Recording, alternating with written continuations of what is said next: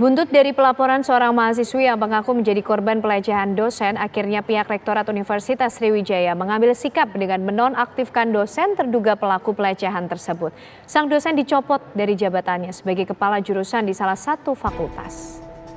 Kekerasan dan pelecehan seksual terhadap perempuan dan anak merupakan fenomena gunung es yang selama ini masih sulit dikendalikan di Indonesia. Dilansir dari cnnindonesia.com, kasus kekerasan terhadap perempuan mengalami kenaikan hingga November 2021 berada di angka 8.800 kasus. Sedangkan kasus kekerasan terhadap anak per September 2021 berada di angka 9.428 kasus. Sementara itu, tren kekerasan seksual juga mengalami peningkatan seperti aduan yang diterima oleh Komnas Perempuan. Terdapat 4.500 kasus kekerasan terhadap perempuan sepanjang Januari sampai Oktober 2021. Perempuan memang sangat rentan terhadap kekerasan dan pelecehan seksual. Tindakan diskriminatif, budaya patriarki selalu membuat perempuan berada pada level 2. Oleh karenanya, perempuan dan juga seluruh korban memerlukan payung hukum yang sah agar keadilan dapat terus ditegakkan. Oleh karena itu, RUU PKS harus segera disahkan. Karena dalam pasal 88 ayat 3 RUU PKS, selain untuk melindungi korban pelecehan seksual, di sana juga dijelaskan bahwa akan ada rehabilitasi terhadap pelaku kekerasan seksual.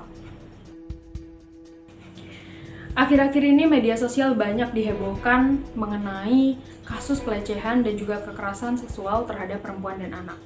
Ya, hal ini bukanlah sesuatu yang baru yang terjadi di Indonesia, bahkan hal ini sudah membentuk sebuah fenomena gunung es di mana jumlah korban terlapor tidak sama dengan jumlah korban yang ada di lapangan. Kasus pertama datang dari tempat yang tidak pernah kita duga, yaitu kampus.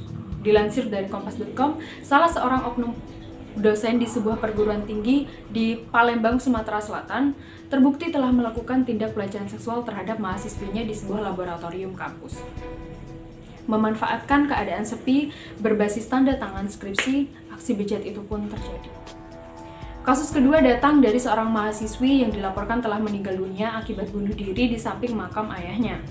Sungguh miris jika kita mendengar berita dan mengawal kasus ini dari awal.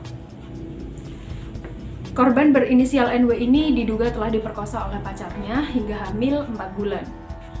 Kemudian pelaku yang merupakan oknum polisi ini bukannya bertanggung jawab, justru meminta korban untuk menggugurkan kandungannya atau aborsi.